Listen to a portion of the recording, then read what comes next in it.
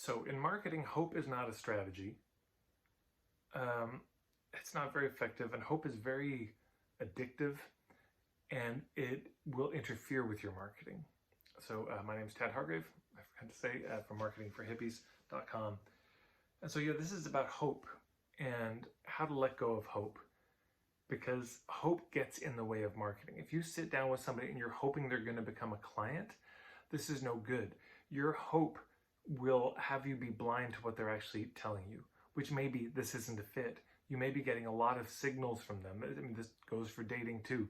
If you go on a date and you're just hoping it's going to work out rather than just being present with what's there, which may be that it's not a fit or maybe that it is a fit.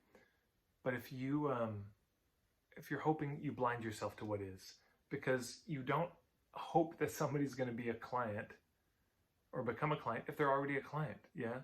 So as Stephen Jenkinson puts it, hope is very intolerant of the present moment.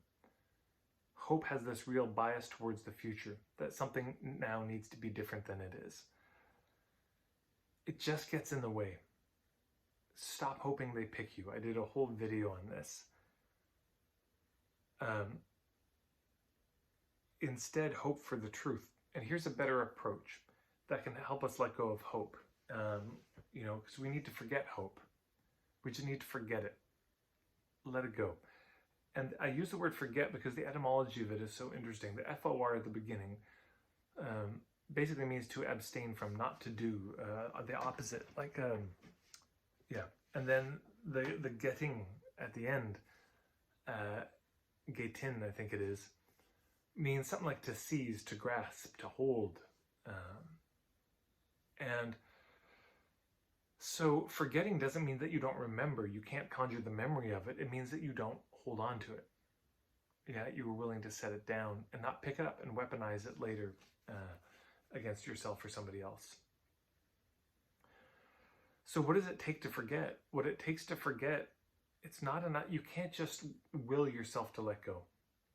It's not enough it's very hard to do. Byron Katie, I think, is really lucid on this point, that you can't actually let go of your stressful thoughts. All the spells you're under, you can't just let go of them. But if you question them, they might let go of you. And similar with hope in marketing, am I condemning it? Yeah, this is not useful. But me saying that is not useful, because you can't just let hope go.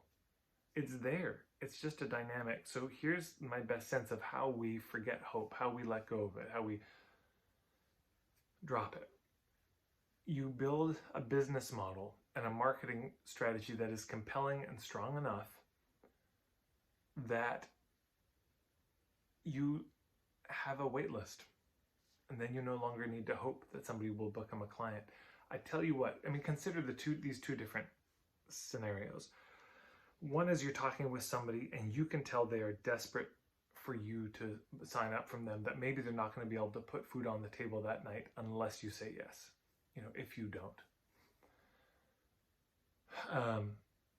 Versus somebody who's you're talking with and they say, look, my program's probably going to sell out by tomorrow. There's no pressure on this. It's going to fill up anyways. If you'd like a spot, that's great.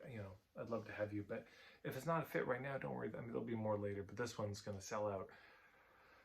That's a very different dynamic. The first one, you're kind of, oh God, leaning back. The second one, you're maybe leaning in like, oh, because they don't need it from you. They don't need you to buy. And their lack of need for you to buy is very attractive, and you don't have to have your defenses up. In fact, sometimes people are, but wait, no, but I should get in, and you should let me in instead of that person. Here's why. People, they start convincing us. I'm not saying this as a tactic to try to get them to convince us. I'm just saying when we stop pushing people, they get to do what they want to naturally do. So that's what we need to do.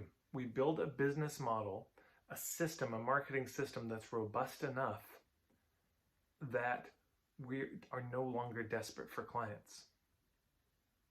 I know what you're thinking. Thanks for the video, Ted. That's all I have to do. Build a whole business model that's completely sustainable. No, well, great. But I do think that's the long-term answer.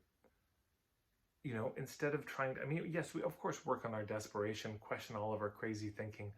Yes, all of that too.